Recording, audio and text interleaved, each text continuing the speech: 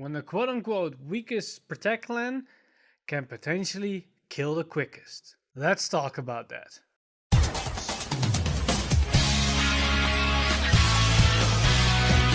Stand up! Vanguard! Hey Cardfighters, welcome back to yet another deck profile on the channel, and yesterday we talked about the new Dark Irregular Stentarian build, and today I want to go it over on a different approach with Dark Irregulars and look at the new No Life King OTK build that we can build with the new introduced Master of Fifth Element. So that's what we're going to do today, and we're gonna go straight into this deck profile as overall it's a quick one. There's not really a lot to talk about as it's an OTK build, so there's basically only one main strategy you're gonna do, and there's a good reason why every card is in this list.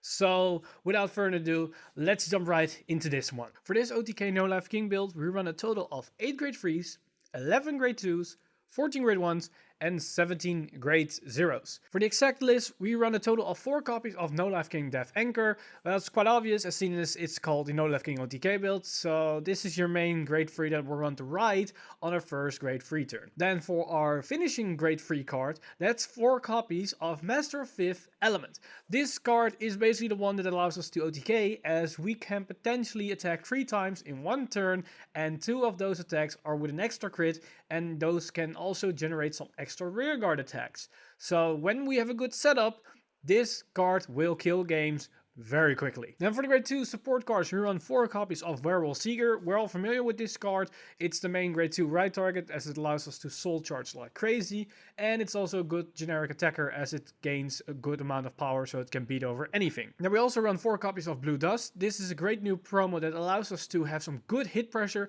as well as some amazing soul charge potential if the opponent allows us to hit either the Vanguard or even their rearguard. And lastly, we run 3 copies of Blood Sacrifice Ruthven. This is a great card that not only puts an extra card into the soul, but we can selectively choose a card from either a drop zone or damage zone to put it into the soul. So when we see a good key piece that we miss, we can put it into the soul without any problem. Then for the grade 1s, we run 4 copies of Doreen the Thruster. We all are familiar with this card. It's the greatest powerful card in our arsenal, and this one allows us to make some insane plays in combination with Master Fifth Element. Then we also run 4 copies of the new Dimension Creeper. This card allows us to have some insane soul charge options, as well as it goes back to the deck for potential deck out prevention, but that's not an issue in this deck. And it also allows us to have a good attacker as it's a 13k beater on its own. Then for supporting cards, we run 3 copies of Alluring Succubus.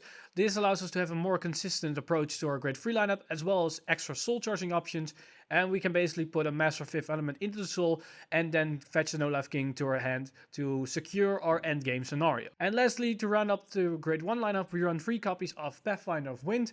This is an amazing potential card that can generate some insane soldiers options, but can also allow us to have a potential OTK on our first grade 3 turn while our opponent is still at grade 2. Then for a grade 0 lineup, we of course run the generic starter, and for the triggers, we run 4 heals, 8 crits, and 4 draw PGs, making a total of 8 grade 3s, 11 grade 2s, 14 grade 1s, and 17 grade 0s. This Dark Irregulars deck focuses completely around No Life King and tries to activate No Life King as early as possible.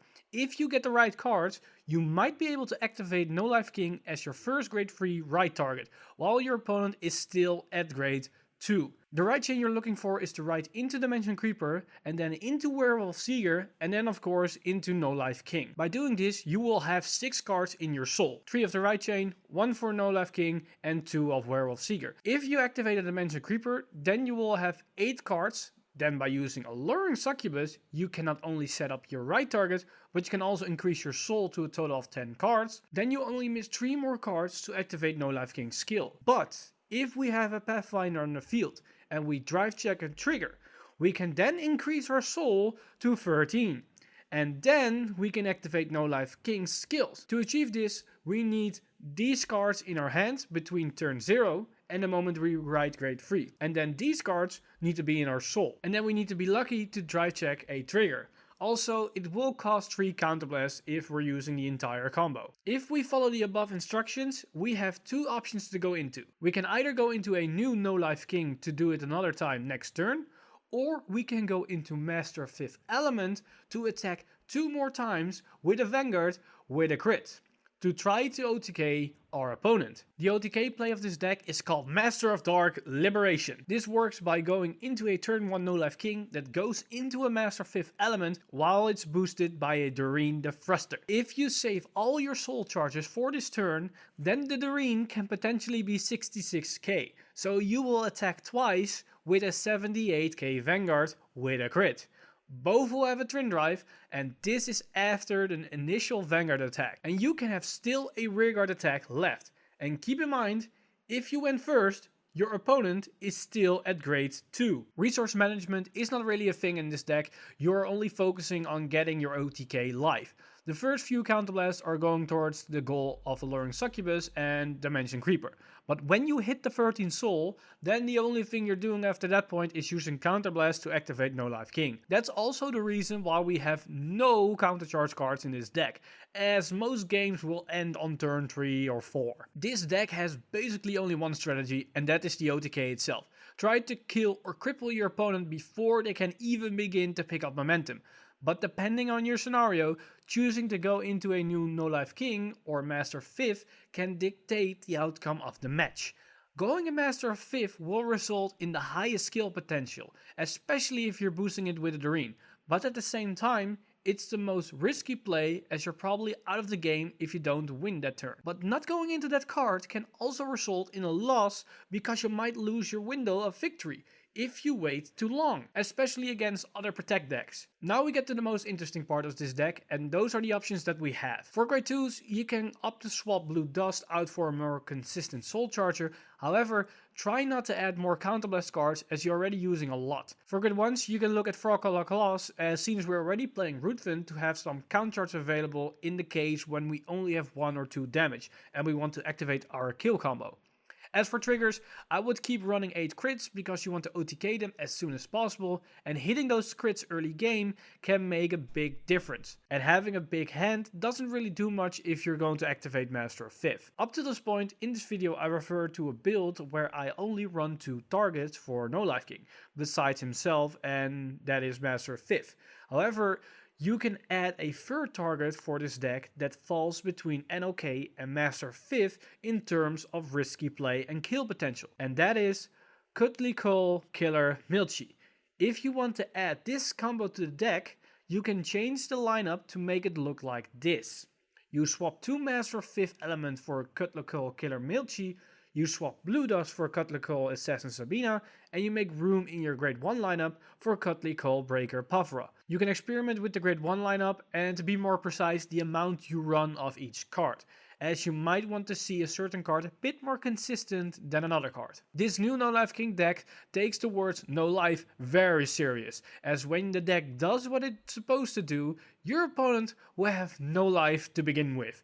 But when the deck doesn't do what it's supposed to, then the player playing the deck will have no life. There is at least one thing for sure: no matter what happens, this deck will kill off one player for sure. Who that player is depends on how well you can pilot this deck. And that sums up everything for this OTK No Life King build. And it's a very interesting approach for Standard, as this is probably the first OTK-ish build that we've seen within the format as Standard. Premium have seen this time and time again in the past years, and it's nothing really new to them. But for Standard, as soon as it is the first year of their support, it's very interesting to see that we already can build such an OTK build as this one. And with the current releases, we know that there's another one coming very soon. And you can bet your ass that we're going to cover that one on the channel when all the cards are revealed. And we have concocted the perfect recipe of that one as well. But that's about it for today. Let me know in the comments down below what you think of the No Life King OTK build, and what's your opinion about it, and maybe what is your recipe of playing this deck, and what cards you want to use and what not. But that's about everything for me today. I'm Mr. Timely. See you guys in the next one.